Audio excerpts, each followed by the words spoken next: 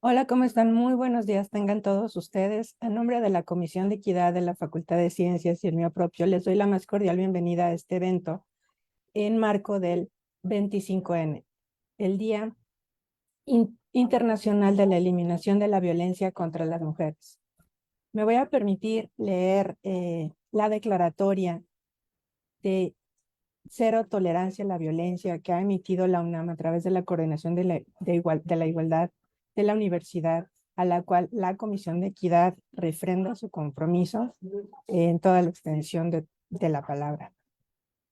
La comunidad de la Universidad Nacional Autónoma de México refrenda su compromiso, como cada año, de unirse al pronunciamiento en contra de la violencia hacia las mujeres, en concordancia con la declaratoria de tolerancia cero a la red de macrouniversidades de América Latina y el Caribe, pronunciada el 25 de noviembre de 2021 por las personas titulares de las rectorías encabezadas por la UNAM.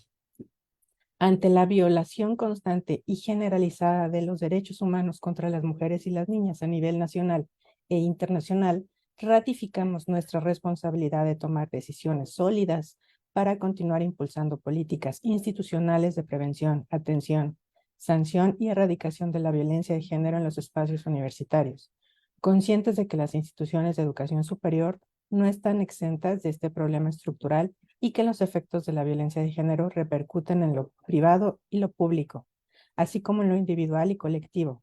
Continuaremos impulsando el proceso de cambio que lleva a cabo la UNAM para transformar sus espacios en lugares libres de discriminación y de violencia por razones de género, reconociendo que las violencias contra las mujeres y niñas incrementan las brechas de desigualdad al tratarse de problemas estructurales que requieren abordarse desde diversos frentes. Tenemos pleno conocimiento de que cada una de las iniciativas de prevención de la violencia contra las mujeres que se diseñe, impulse y difunda desde la UNAM representa un paso más hacia la construcción de un mundo más seguro, igualitario y sin violencias de género. Así, dentro del marco del Día Internacional de la Eliminación de la Violencia contra la Mujer, la Facultad de Ciencias ha diseñado en la Comisión de Equidad un programa con una serie de pláticas, conversatorios, sin análisis y desde el 24 de noviembre unos eventos presenciales para prevenir la violencia de género. Les agradezco a todos ustedes su presencia, a todos los ponentes que van a estar aquí con nosotros, su colaboración y participación, a todas las personas que hacen posible estos eventos, a los servicios sociales de la Facultad de Ciencias en la Comisión de Equidad, a los moderadores y por supuesto al público que nos está escuchando. Muchas gracias por escucharnos y por poner nuestro granito de arena para tratar de eliminar y prevenir las violencias en cualquiera de sus formas y modalidades, muy particularmente ahora eh, en la violencia hacia la mujer. Muchas gracias y doy la más cordial bienvenida a este primer evento a la maestra Diana Letia Guerrero, quien será la moderadora, y a nuestra ponente Ischel Cosío. Gracias. Muchísimas gracias, doctora Carla. Muchísimas gracias a la Comisión de Equidad y a todos estos acuerdos que han estado en vigor por la eliminación de la violencia contra las mujeres. Y bueno, el día de hoy vamos a abrir con una charla muy importante. Vamos a abrir con una invitada muy especial, que es la maestra Ischel Adriana Cosío Barroso. Ella es de la Universidad Iberoamericana y nos va a compartir una ponencia, resultado de su investigación llamada Encarnar la gordofobia médica, percepción de estigmatización en personas diagnosticadas con obesidad. Bueno, permítanme platicarles un poquito de la maestra. Ella se reconoce como una mujer gorda que ha encontrado descanso de ciertos mandatos corporales gracias al activismo gorde. Es candidata a doctora en estudios críticos de género por la Universidad Iberoamericana, diplomada en estudios de cuerpo y las corporalidades por el Cuerpo Descifrado AC, maestra en antropología y desarrollo por la Universidad de Chile y licenciada en antropología social por la Universidad Nacional de Antropología e Historia. Actualmente es profesora investigadora en una universidad pública y ha sido consultora de diversas instituciones gubernamentales y en organizaciones de la sociedad civil. es practicante de yoga. El nombre de montañista con el que fue bautizada es Tortuga Panda. Aprendió del tai chi a caminar masajeando la tierra, por lo que le gusta hacer apología a la lentitud. Actualmente se considera aprendiz de escrituras y coautora del libro Género y Gordofobia, editado por el CIEG de la UNAM. Pues muchísimas gracias, maestra Itzel Cosío. Estamos a tu disposición y te cedo la palabra. Muchas gracias, Aletia. Muchas gracias también a Carla y a quienes organizan este evento justo para conmemorar, ¿no? Un día que es sumamente importante. Así que agradezco la invitación para poder estar aquí y compartir uno de los temas que quizá ha tomado más relevancia en los últimos años, que es el tema de las gorduras y la gordofobia, y que, bueno, pues justo, ¿no? A partir de muchas experiencias personales, pues hemos ido pudiendo como armar una especie de rompecabezas sobre qué es esto de la gordofobia, cómo podemos identificarla, por qué sería un tema necesario de trabajar y cómo se vincula justamente con una forma de violencia pues generizada, digámoslo así. Voy a compartir una presentación que traigo. Yo titulé esta conversación Encarnar la gordofobia médica, percepción de estigmatización de personas diagnosticadas con obesidad, porque justamente no es que yo esté a favor del término obesidad, sin embargo aquí ya hay un proceso de medicalización particular, que sería la cirugía bariátrica, por lo cual estoy utilizando ese concepto, ¿no? Por eso fue más bien personas que ya tienen este tipo de diagnóstico más oficial, digamos, ¿no? Un diagnóstico bariátrico, por decirlo así. Entonces, bueno, pues, ¿qué preguntas van a circular? ¿Qué preguntas van a dar vida a la conversación de hoy? Son cuatro, ¿no? Primero, ¿cómo entendemos la gordofobia médica? Es decir, qué implica, qué elementos la articulan, cómo podemos identificarla. Después, cómo se encarna ese tipo de gordofobia, que aquí me permitiré leer algunos fragmentos de algunas entrevistas que he realizado a quienes decidieron, ¿no? someterse a una cirugía bariátrica. Otra pregunta es cómo se relaciona el estigma de peso y el diagnóstico de obesidad, justamente a partir de un estudio diagnóstico que realizamos en un hospital de alta especialidad. Y finalmente, ¿no? Pues procuraré articular o vincular justamente estas tres grandes líneas con la violencia contra las mujeres y de género. Bien, justamente hablar del ámbito médico, pues implica también irlo acotando de cierta manera porque no es tampoco un ámbito homogéneo, no es un ámbito en el que no se incorporen diversas perspectivas, también una visión crítica específica, una idea de salud, una idea de medicina, ¿no? Que pues lejos de justamente esta homogeneidad, da cuenta de que aquí también es un campo que se disputa. Sin embargo, tenemos muy incorporado una visión particular de la salud, una visión particular de la medicina, y en esa visión particular que se ha vuelto la visión dominante, la visión hegemónica sobre el cuerpo también, es en donde se han construido algunas de las principales ideas que ahora encontramos en torno a la gordura, que médicamente se ha clasificado como obesidad.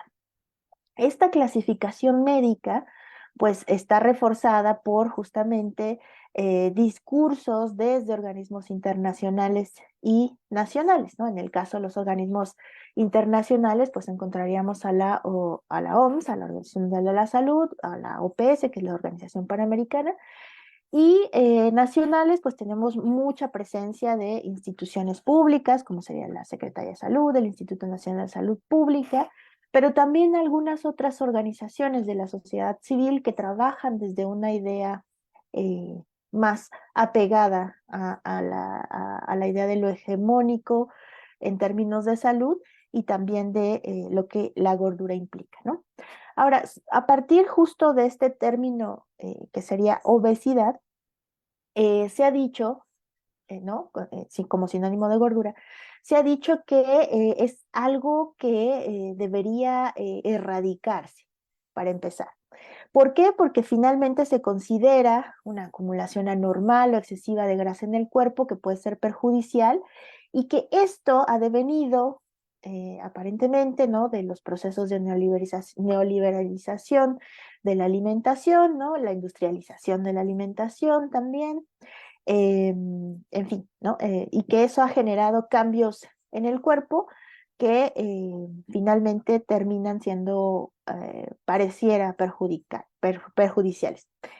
Esto se vincula a su vez con la falta de actividad física o de ejercicio, ¿no? Que es a lo que llaman sedentarismo, pareciera, es decir, esta falta de movilidad a partir de pues a veces de voluntad, pareciera que se pone así. En algunos otros casos sí asociada a las dinámicas laborales, a las dinámicas de desplazamiento, en fin. Por otro lado, esta idea de lo perjudicial también aparece vinculada con cuestiones que pueden ocasionar, digamos, problemas importantes como serían derrames cerebrales, artritis, cierto tipo de cánceres, ¿no? Incluso se ha puesto como una especie de alteración en la constitución genética, pero también se ha, digamos, puesto en discusión la dimensión emocional y mental de esto que llaman obesidad y que tendría que ver con la acumulación de las emociones en el cuerpo, la no posibilidad de trabajarlas desde alguna manera, de hablarlas, de digamos, como superar algunas experiencias, etcétera.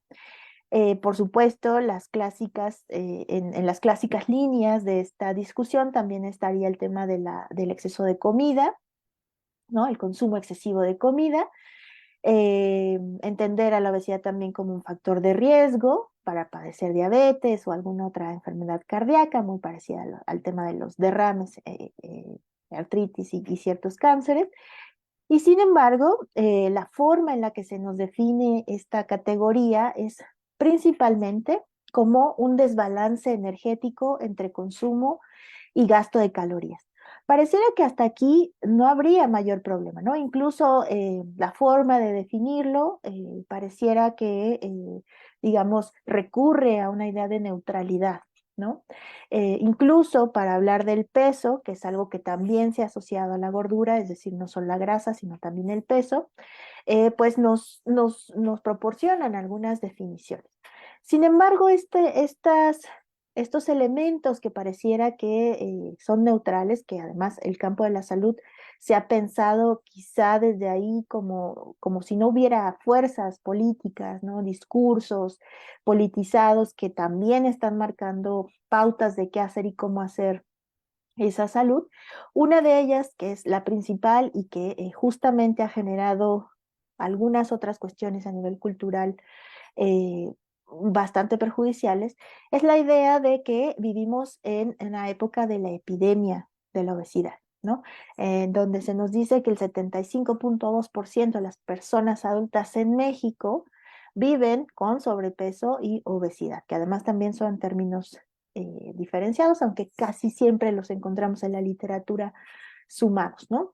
Esta particular línea, ¿no? Asociada al resto, ha tenido o ha adquirido, se ha transformado o ha tomado forma particular a partir de diversas ideas justamente que no se quedan en el campo de la salud y que por supuesto tampoco denotan una idea de neutralidad. Es decir, estas ideas de que es una enfermedad, de que es una epidemia, de que es algo perjudicial, de que es algo que tiene que ver con el exceso de consumo de ciertas personas con ciertas características, pues se vuelca obviamente al mundo de lo cultural. No es que uno sea primero que el otro, sino más bien que están justamente en continua retroalimentación y configurándose mutuamente. Y bueno, pues esa aparente enfermedad que además no termina de definirse como tal, sino que en algunos textos todavía se coloca solo como un factor de riesgo, pues se vincula con ideas concretas que tendrían una connotación estigmatizante.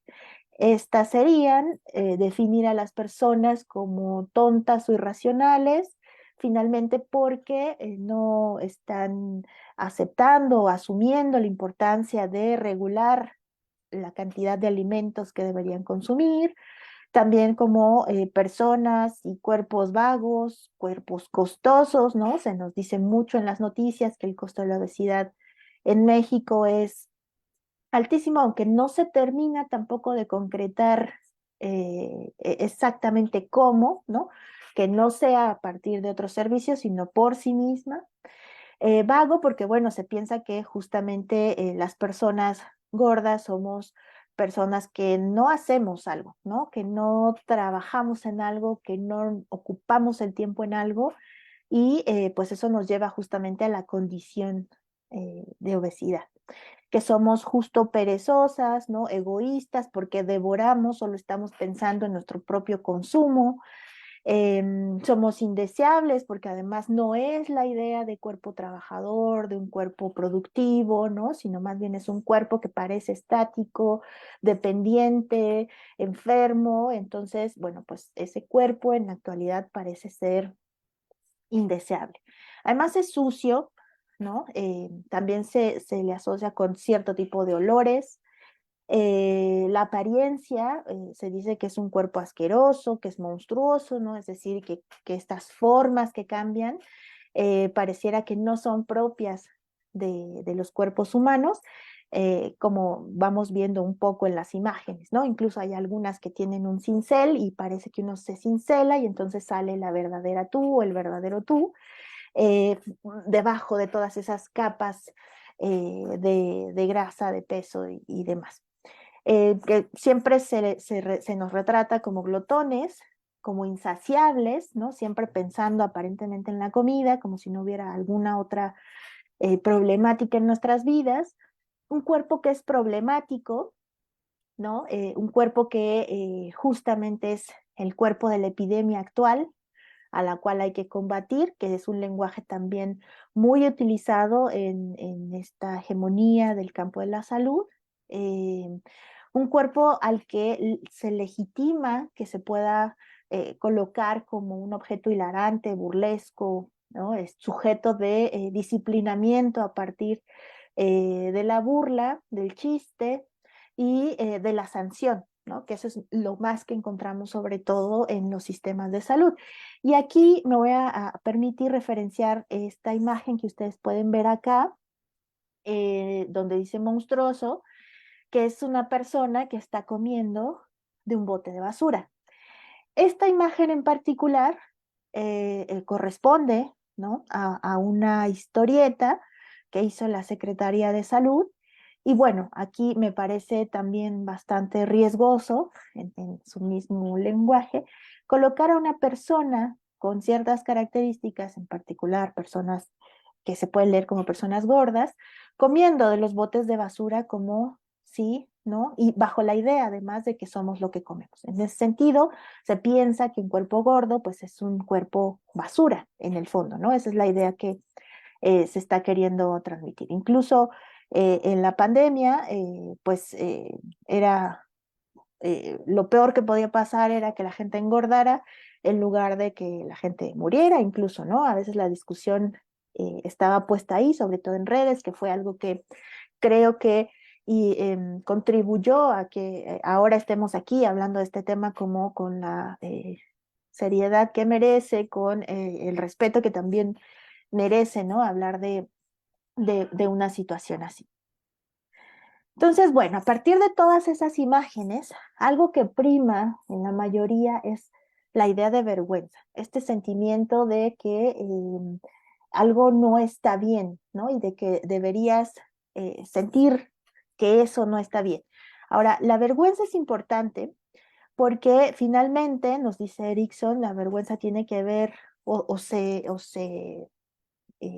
ejecuta, se pone en acción cuando las personas, cuando algo no está visible y no está listo para ser visible, como sería hablar de la gordura desde lugares de la experiencia, lugares que no necesariamente sancionen o disciplinen a partir de la burla, sino más bien que coloquen a estas personas que socialmente se les ha hecho sentir vergüenza, se nos ha hecho sentir vergüenza por nuestros cuerpos, como parte de la construcción del sentido de vivirse desde una idea de diversidad corporal y no necesariamente desde una idea de enfermedad.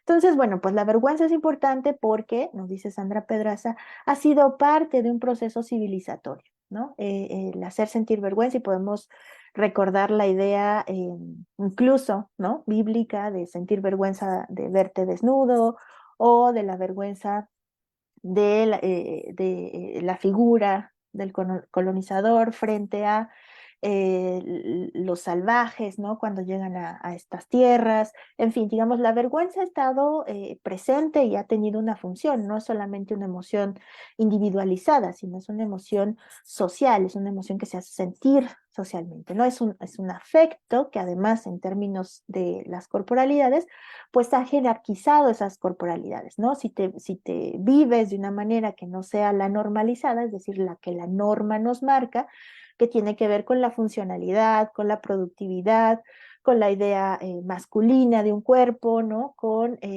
la idea del propósito de existencia, la idea de la melanina, ¿no? De que si vives con alguna discapacidad o con alguna diversidad funcional, en fin, eso ha servido como parte de esta jerarquización de corporalidades, ¿no? Y en esa jerarquización, o esa jerarquización se ha logrado también a partir de las posiciones de quienes miran y de quienes son miradas, ¿no? En estas miradas, que además no son solamente una cuestión de ver, ¿no? Sino de cómo coloco y defino y describo a las personas, pues hay una suerte de subordinación de las experiencias de las mujeres gordas, yo puse aquí en este caso, frente al conocimiento experto. ¿Y por qué me refiero a las experiencias de mujeres gordas? Porque también frente a este discurso hegemónico de la medicina, de la salud y del término obesidad, pues ha habido una respuesta principalmente de colectivas feministas desde los años 60, 70, en el que pues justo la crítica está en el hecho de visibilizar que detrás de esta idea de que es por tu bien, de que es por tu salud y demás, también hay una cuestión de intereses estéticos, de intereses económicos, de intereses capitalistas. Entonces, por eso lo coloco como una de las principales subordinaciones, ¿no? Que tiene que ver con la experiencia de mujeres. Y por otro lado, también, pues la vergüenza, ¿no? En términos, digamos, personales, subjetivos, puede expresarse como el costo afectivo de no seguir los guiones de la existencia normativa, por lo que se vuelve crucial para el proceso de reconciliación o de sanación de las heridas pasadas. Que esto es uno de los elementos que vincula justamente con el tema de hoy de la no violencia contra las mujeres, ¿no?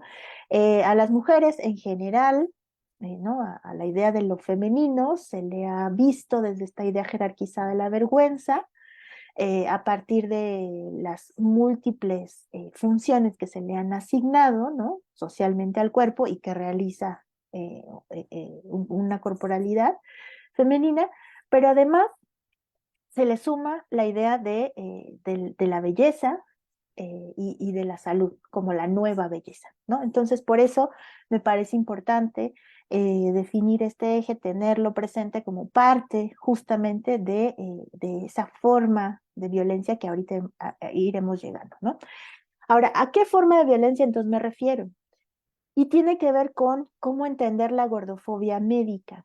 La gordofobia médica forma parte, pues, parte de un sistema que está muy bien articulado, que orienta el sentido contemporáneo de la existencia poblacional y subjetiva. Es decir, esto tiene que ver con una cuestión de control poblacional y no solamente con una cuestión de si hay una cuestión de si somos bonitas o no.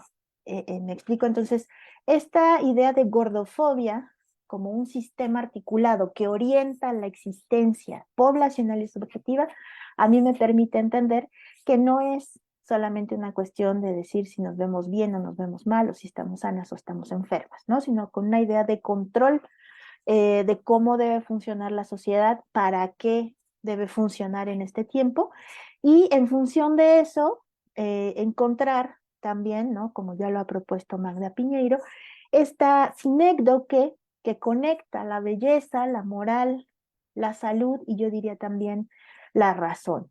En el sentido de que este sistema articula la idea de belleza como algo que es bueno, ¿no?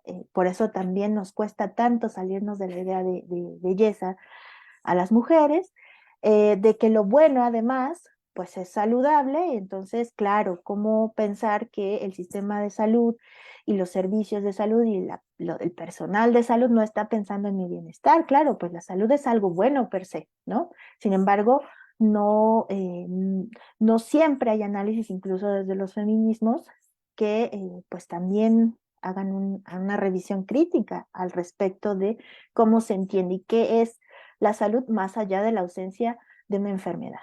Y además, si el saludable, pues actualmente es razonable, ¿no? Es algo que, por supuesto, que tiene que ver con el bienestar común, con la idea de vivir con calidad, ¿no? Que es algo, un término muy utilizado también en el sistema de salud y, por supuesto, en todo este constructo discursivo y material que vamos viviendo día a día. Entonces, este sistema por eso está tan bien articulado y nos cuesta mucho ponerlo en entredicho y luego pensarlo como una forma de violencia, ¿no? Sin embargo, aquí también traigo a Magda Piñeiro. Ella dice, ojo, porque esta moral de la que estamos hablando no es cualquier moral, ¿no? Y podríamos hacer un rastreo y más bien cuando hablamos de una moral gordofóbica, es decir, de esta aparente diferencia y diferenciación entre el bien y el mal, pues lo que estaríamos haciendo de alguna manera es pretender la objetivación del mal que veníamos trabajando como herencia cristiana, ¿no? Y el desplazamiento del castigo hacia el síntoma, que sería este síntoma como el factor de riesgo, vivirse con obesidad o con sobrepeso. Y entonces, pues de los demonios, lo que hemos hecho es trasladarnos hacia las enfermedades, en este caso epidémicas, para el caso de México, ¿no?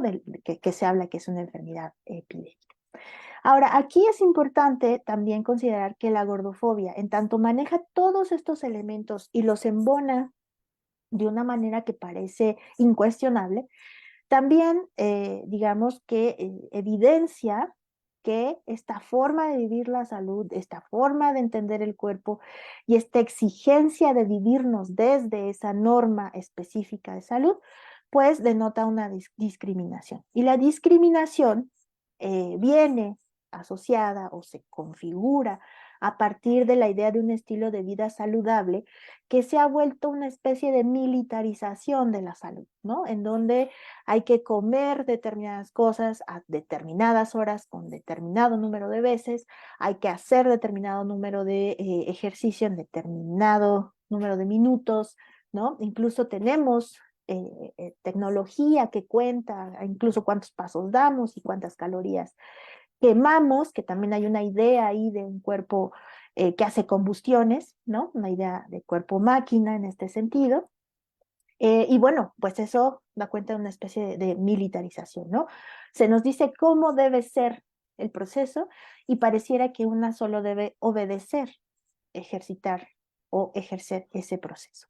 Por otro lado, pues también evidencia un maltrato que, como ya hemos visto en las imágenes pasadas, pues está socialmente legitimado. La gente piensa que tiene el derecho de decirle a alguien más cómo debe vivirse porque pues está la idea del bien común, de su propio bien, ¿no? Y de la salud como este ente neutral, ¿no? Como lo decía hace un momento. Sin embargo, también esto implica una negación de derechos, es decir, una idea de no puede existir otro cuerpo, no puedes existirte si no es a partir de esta corporalidad, con estas medidas, con este número de tolerancia de peso y grasa, y que, bueno, pues eso a la postre se va a manifestar como la negación de que existan espacios para cuerpos grandes, no solamente cuerpos altos, sino cuerpos anchos, que puedan expandirse, ¿no? Que puedas sentir que el espacio está hecho para ti y no que tú tienes que hacerte al espacio. También ideas como buena presencia, ¿no? Pese a que ha sido quizá un tema más trabajado con cuestiones de racialización, y clasismo, pues también tiene una relación muy fuerte con el tema de las gorduras y del estudio crítico de la gordura. Y finalmente, pues vivirse siempre a partir de un diagnóstico de una mirada hegemónica que parece no ser flexible ante otras formas de entender ni el cuerpo ni la diversidad corporal, ¿no? Y esta idea de delgadez siempre pensada como íntimamente ligada a la salud y pues bueno, desde esta mirada también vemos que no solo es una forma corporal, ¿no? Sino que se convierte en una suerte de estatus, en una forma de no perder incluso en las mujeres, en las mujeres la feminidad, ¿no? Porque habría que tener determinado tipo de curvas, de medidas, en los hombres también, de cierta manera, no perder la masculinidad con sus cuerpos fuertes, productivos, ¿no? Trabajadores, etcétera. Y que bueno, pues a final de cuentas este sinónimo tan simplista nos ha llevado también a entender la salud como lo que como y cuántos minutos de ejercicio hago al día, más que como una capacidad corporal. Ahora, ¿cuáles son algunos de los impactos entonces de esta gordofobia médica? ¿Y por qué se llama médica? Porque eso se ha construido desde principalmente el discurso médico y se ha reforzado continuamente desde unos 20 años para acá, 23 años quizá, ¿no? En este ámbito y vuelto y devuelto, es algo que se ha devuelto a la sociedad de determinadas maneras. Ahora, ¿qué es lo que ha generado? Ha generado discursos de odio. De hecho, cada que hay pláticas, conversatorios, exposiciones o compañeras que hablan sobre el tema, pues lo que una se encuentra es justamente una descalificación que tiene que ver con una ignorancia total, por supuesto, pero también discursos de odio en el sentido de amenazas de muerte, amenazas de violación, en fin, ¿no? No solamente una descalificación de estás fea, digamos, ¿no? Sino cuestiones mucho más profundas que tienen que ver y que ya ponen en peligro la vida de las mujeres, ¿no? Y su integridad física.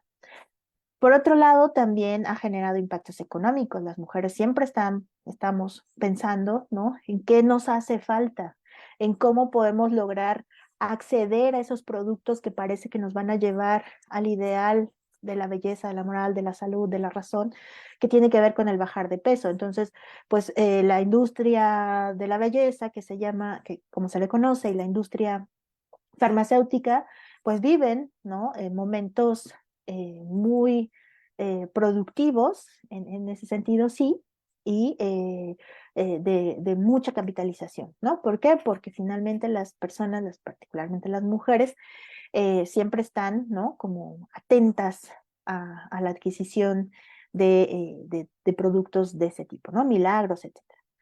Otro que, pues, hay una idea de moral donde, ya les decía, ¿no? La gente cree que tiene el derecho de no solo opinar, sino recomendar, llevar, diagnosticar, un poco por eso también la idea del diagnóstico de la mirada, un impacto psicológico que esto ha llevado también a conductas pues de riesgo que pueden ser incluso ideaciones suicidas, ¿no? Hacerte daño corporal, eh, eh, pensar que siempre estás mal, ¿no? Que tu cuerpo está incorrecto, que hay algo incorrecto en ti, no solamente en el cuerpo. pues peligrar la integridad física en ese sentido también. Lo emocional, hay una sobreobsesión sobre la cuestión del peso, ¿no? Incluso, no sé, ahora que viene Navidad y demás, están constantemente las redes sociales con la idea de bajar de peso. Ah, es que ya no bajé de peso. Ah, bueno, la dieta después. Bueno, la dieta de, ¿no? O sea, es un continuo bombardeo sobre esta idea de mantenerse o de ser o de llegar a este ideal de cuerpo delgado. Y por supuesto, el boom de los tratamientos antigordura, muy asociados a la mala calidad de los servicios de salud, con diagnósticos tardíos, particularmente en temas de cáncer, que han sido muy documentados por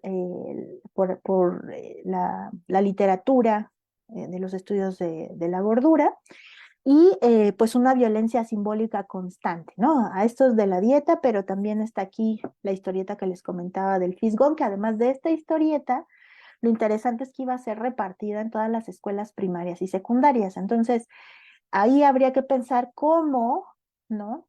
El verte de alguna manera representada o representado, pues juega en contra en términos de la salud mental, de la salud emocional, de la salud física, de pues niños, niñas, niñes, ¿no? Que están, digamos, todavía formándose una idea sobre sí mismas y pues historietas como esta resultan mucho más perjudiciales que benéficas. Ahora, en particular en mi caso, me ha interesado no solamente ver, ¿no? esta cuestión del discurso de la obesidad, como este discurso médico, biopolítico, sino como esta forma de materialización de ese discurso, y una de ellas es justamente la cirugía bariátrica, ¿no?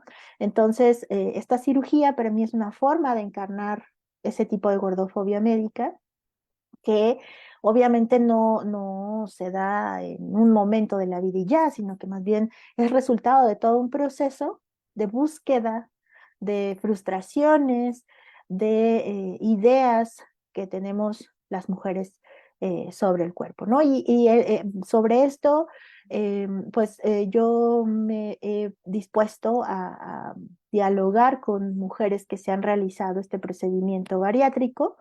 Con ellas, por supuesto, tengo encuentros y desencuentros porque finalmente no pensamos igual, ¿no?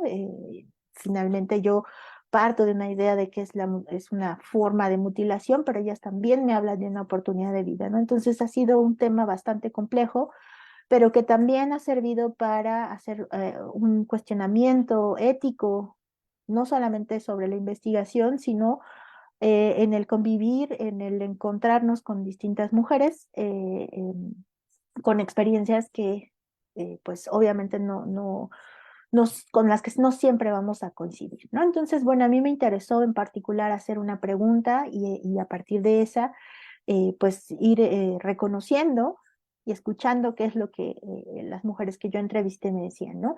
Esa pregunta es en qué piensas y qué sientes cuando escuchas cirugía bariátrica. Les digo, ha habido muchos desencuentros, fue un impacto ético para mí, en términos de incluso cómo hablar sobre el tema, ¿no?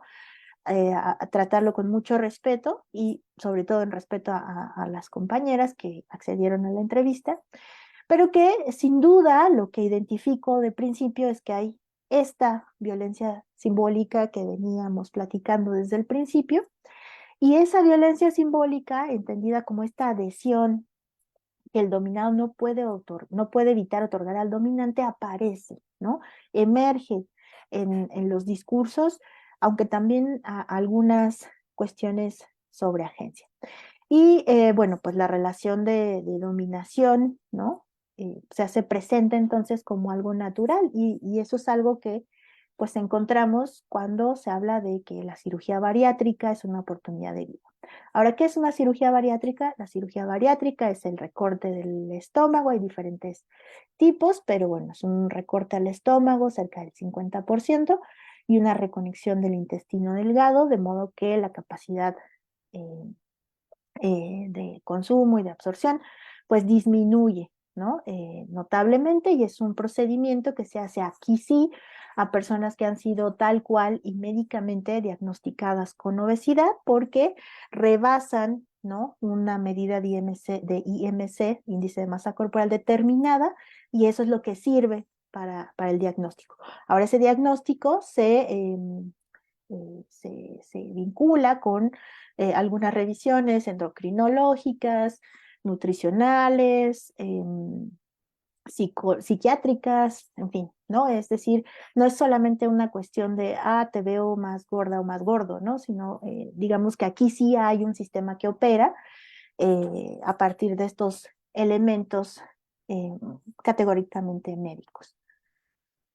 Al respecto, bueno, pues, ¿por qué digo que es un procedimiento particularmente asociado con las mujeres? Porque cada 100 de 150 son mujeres y eso a mí me lleva a pensar que es un procedimiento generalizado, ¿no?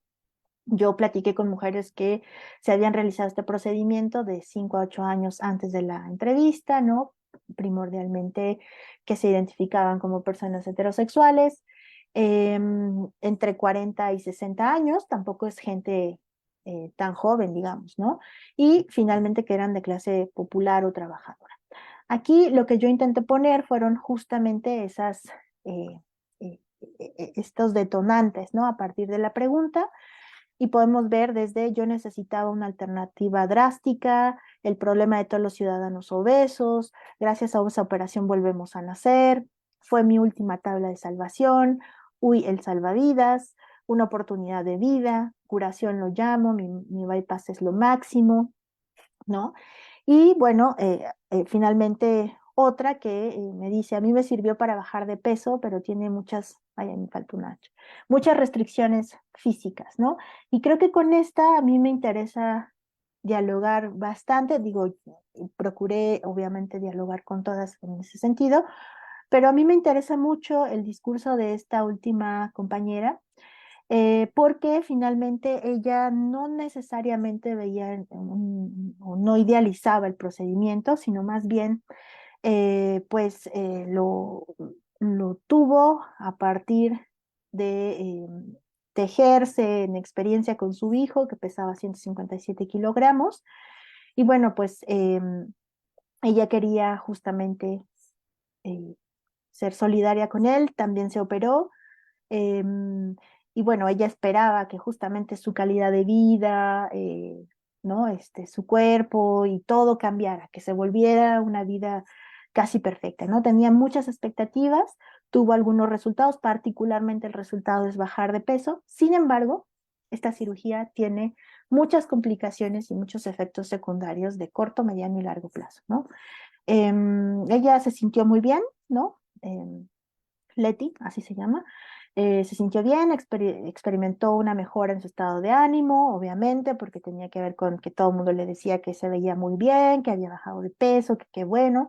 Sin embargo, también tuvo muchas complicaciones y problemas de salud, que justamente eso fue lo que le llevó a reconsiderar los resultados de la cirugía como algo netamente positivo y súper bueno, ¿no? En realidad tuvo muchas complicaciones y muchas restricciones incluyendo dificultades alimenticias, problemas gástricos, hipoglucemia y otras complicaciones de salud que por supuesto que afectaron su calidad de vida y la obligaron a dejar incluso algunas actividades físicas, a ella le gustaba nadar, caminar, etcétera, y después todas esas actividades que aparentemente iba a poder hacer con mayor énfasis porque había bajado de peso, pues resulta que dejó de hacerlas porque uno de los principales asuntos de salud fue la osteoporosis.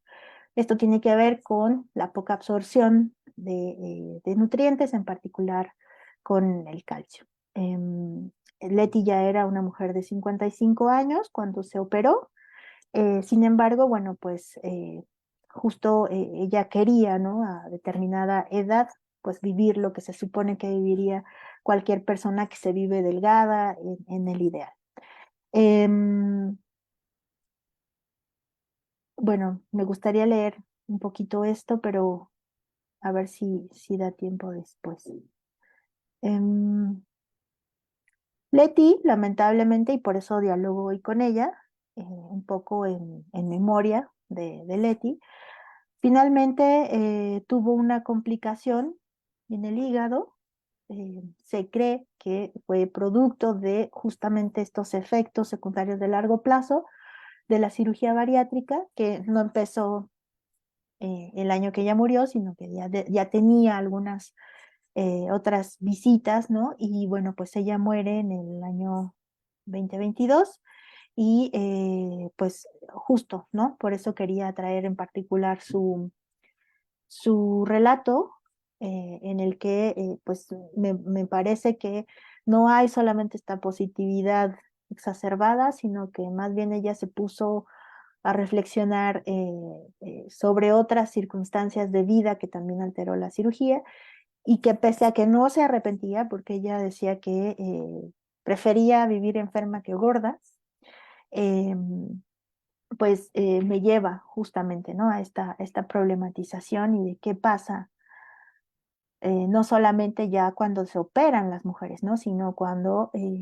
pasa algún tiempo, es decir, hay un proceso postoperatorio de pues algo prolongado y eso se refleja, ¿no? En su vivencia. Entonces, bueno, junto con una compañera nutrióloga que trabaja en el hospital de alta especialidad donde entrevistamos a estas mujeres y también hicimos este estudio, nos interesamos por eso, por conocer justo cuáles son las situaciones estigmatizantes que se siguen viviendo pese a que las mujeres pues ya han sido operadas, ¿no?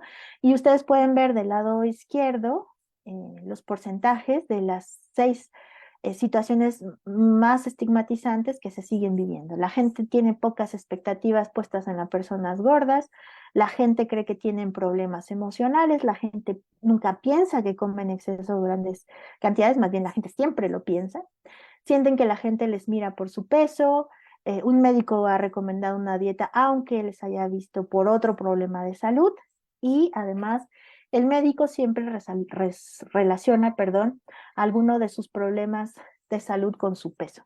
Este estudio fue importante porque finalmente fue una aplicación de un instrumento que es un inventario de situaciones estigmatizantes. En particular trabajamos con el enfoque de estigma de peso y se aplicó a personas que ya han tenido una cirugía bariátrica desde el periodo 2011 al periodo 2021 y aún así el estigma del peso permanece, ¿no? De hecho, como que se refuerza a partir de una especie de panóptico que se crea sobre cuánto pesan, cuánto suben, cuánto comen, cuánto ejercicio hacen, en fin, ¿no? Entonces, bueno, pues por eso me parece relevante. Es uno de los pocos estudios en México directamente en los servicios de salud. Por supuesto que hay muchas experiencias documentadas de compañeras gordas, pero en los centros de salud y que los servicios de salud abran las puertas, pues no es tan factible ni tan fácil, ¿no? Entonces, bueno, aquí aprovechamos ese espacio y solamente reiterar que pues esta forma de vivir la gordofobia médica es una forma de violencia de género, es una forma de violencia contra las mujeres y que bueno, pues también habría que erradicar estas formas de violencia. Muchas gracias.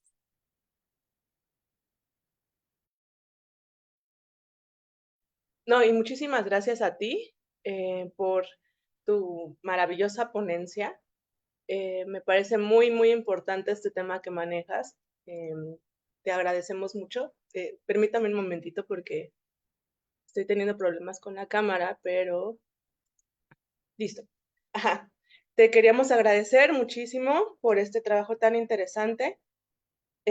Vaya, en un contexto de muchísima gordofobia médica, donde el tipo de cuerpo, la lectura corporal que se da es este filtro que permite o no acceder a un diagnóstico por alguna otra enfermedad, que permite o no acceder a un análisis clínico, que permite o no acceder a una revisión. Vaya, un montón de casos de personas gordas, personas de cuerpos grandes, que relatan que al ir al médico no pueden acceder a un diagnóstico porque baja de peso antes. Es necesario que bajes de peso antes para que yo te revise.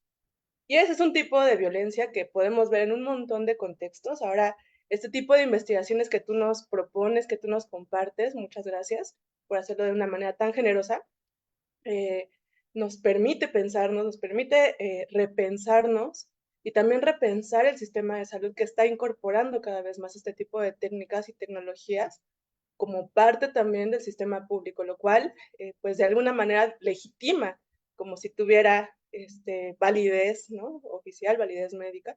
Gracias por acercarnos a este tipo de análisis que también nos ponen en la mesa qué tanto cirugías como esta permiten acceder a la salud o lo imposibilitan, pero ya permiten a lo mejor acceder a derechos, porque desafortunadamente las personas de cuerpos grandes muchas veces han relatado que no acceden de la misma manera a los derechos, ¿no? En general, lo cual es una pena, porque bueno, bajo un estado en donde deberíamos de tener todas las mismas condiciones, los mismos derechos humanos, los mismos derechos a la salud, no lo estamos teniendo. Bueno, muchísimas gracias por toda esta gran plática, conferencia que nos compartes. Me gustaría empezar con un par de preguntas. La primera la está haciendo Edwin Medina y nos pregunta, ¿qué recomendaciones tienes para mejorar la educación sobre salud y bienestar de las personas con diferentes tipos de cuerpos? No sé si quisieras que te leyera una a una o te leo todas. Sí, está bien. Armando Camacho pregunta, ¿qué cambios específicos podrían implementarse en la formación médica para abordar estos problemas desde la raíz? Otro que yo tengo, una pregunta, ¿cómo consideras que podemos ir rompiendo en el cotidiano con esta gordofobia que, si bien es institucional por algunas partes, también forma parte del sentido común de las pláticas familiares, ¿no? Y una última que sería, ¿cómo relacionas este proceso discriminatorio de personas con cuerpos grandes con el proceso de la generización, ¿no? O sea, si la gordofobia, ya lo mencionaste un poco, si la gordofobia está también de alguna manera operando de una manera generalizada. Muchas gracias. Sí, voy a procurar vincular los temas, ¿no? Algunas preguntas creo que tienen muchas conexiones.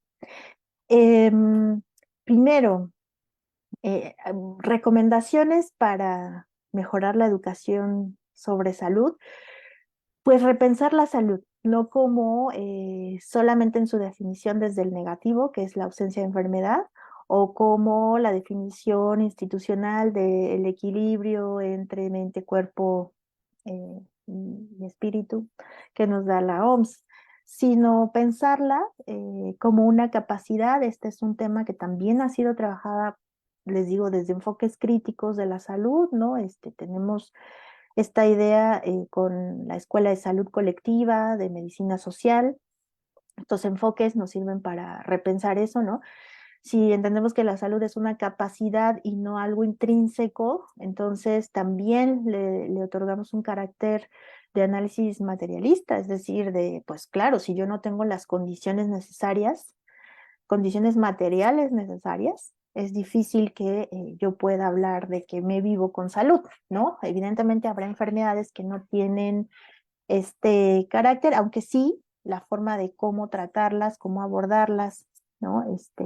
Y qué hacer con ello, que fue un poco lo que estuvo pasando también en la propia pandemia, ¿no?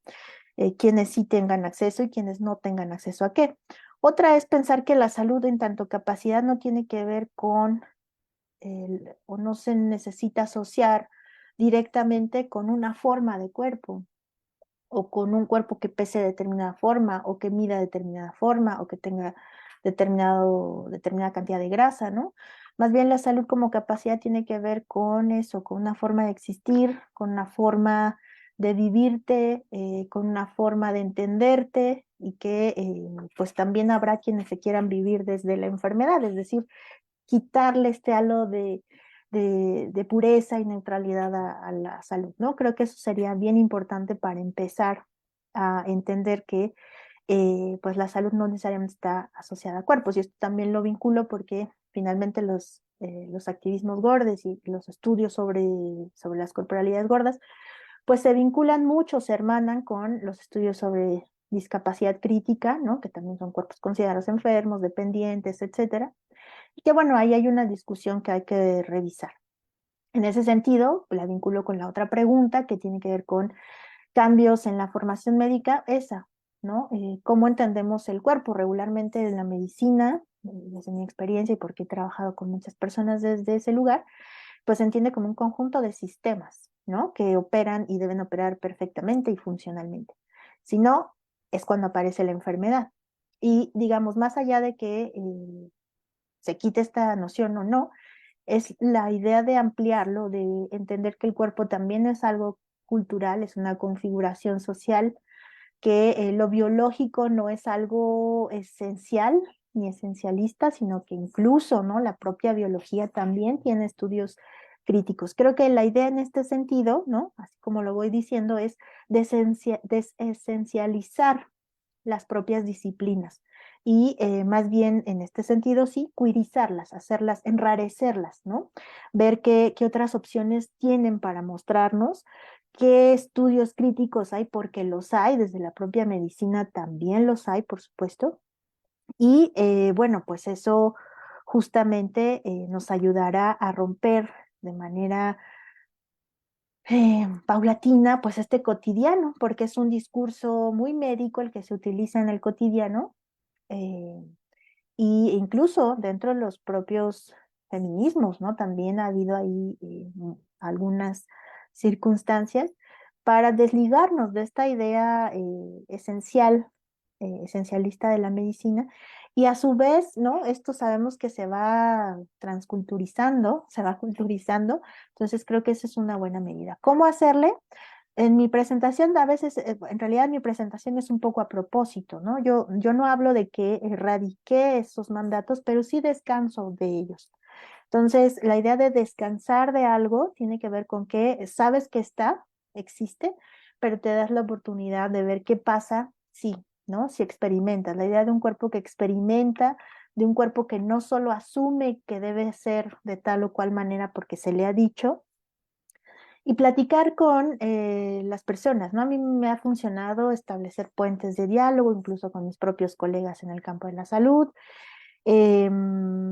con muchas compañeras gordas, por supuesto, desde donde y con quienes aprendí, ¿no? Que son activistas gordas, y eso, o sea, en mi cotidiano irlo replanteando como una posibilidad y que pues tan es así que una pues se vuelve de cierta manera una forma de vivirlo, ¿no? Un ejemplo de experiencia, no ejemplo como de ejemplar, sino de una experiencia más, ¿no? Que sucede. Y luego, ¿cómo se relacionan estos procesos discriminatorios con la generización? Como yo entiendo el género para mis investigaciones, tiene que ver con la idea de disputar los lugares, de ver cómo en esta jerarquización masculino-femenino, las propias tecnologías generizan y se generizan, ¿no? Generizan en el sentido de que generan un proceso en el que diseñan los cuerpos que debe tener una mujer, ¿no? Un cuerpo de mujer, un cuerpo de hombre, y aparentemente eso es el guión que se debe seguir. Y de generización, porque además estas tecnologías también tienen una idea que esconden, ¿no? Lo que esconde la gordofobia en términos genéricos es un exceso de feminidad y una ausencia o una disminución de masculinidad, en este sentido de los imaginarios, ¿no? Y lo simbólico de la fuerza, la potencia, la dominación frente a la debilidad, lo suave, ¿no? También la idea de lo duro, lo sucio, lo limpio, ¿no? Es decir, en este nivel de discusión quizá más simbólica es donde lo estoy pensando, pero también de este diseño corporal particular, ¿no? Creo que eso podría decir de estas tres preguntas. Muchísimas gracias. Hay algunas más. Armando Camacho, ¿qué cambios específicos podrían implementarse en la formación médica para abordar estos temas desde la raíz? Eric Sánchez Conde, es muy interesante este tema y la manera en la que lo aborda. Tengo una duda. Si hay investigaciones recientes que destaquen la relación entre la gordofobia médica y los resultados de salud específicos. Y una más, te saludan y te felicitan por la charla, lo cual es suscribo, felicitación, porque sí, sí que aceptamos, porque sí, bueno, porque sí aceptamos que existe una problemática, por ejemplo, psicológica, y más adelante de salud con las personas que tienen el peso muy por debajo del hegemónico, pero no con las personas que tienen sobrepeso. Ok. Sí, gracias. Creo que de la formación ya lo había mencionado, que es esta desesencialización de las disciplinas. Sí hay investigaciones, quizá en México ha habido un sesgo muy importante por la predominancia de la perspectiva hegemónica en salud, pero sí que los hay desde el enfoque de estigma de peso, de cómo esto más bien ha afectado y se ha convertido en cuestiones de depresión, ansiedad, eh, lo que le llaman los trastornos eh, eh, de la alimentación, que aquí desde mi forma de abordarlo soy cuidadosa con esos términos, ¿no? Procuro no utilizarlos a la ligera, es decir, siempre también definirlos, pero que tiene que ver con cómo establecemos la relación con la comida, ¿no? Y no solamente por consumo, sino lo que nos va significando en la vida. Hay varios estudios desde salud en cualquier talla, también hay en nutrición intuitiva, ¿no? Mucho desde la nutrición, hay varios. En inglés creo que hay más literatura porque, bueno, hay mucha influencia desde lo que se construye, ¿no? En el norte global, que es muy interesante. Y en México, insisto, hay poco porque tiene que ver, yo considero, con esta idea, ¿no? De no poder pensar la gordura desde lo no médico, sino justo ha sido tan efectivo el discurso médico que nos es casi imposible, ¿no? Nos parece difícil no pensarlo desde ahí. Y esto lo vinculo con la última pregunta en relación a eh, la vinculación entre alguna afectación o problema psicológico con el bajo peso, ¿no? Sobre todo con cuestiones como eh, pues las sanas y las mías, ¿no? Que tiene que ver con, ay, se me fue ahorita por pensar lo de las sanas y las mías, pero tiene que ver con anorexia, bulimia y demás.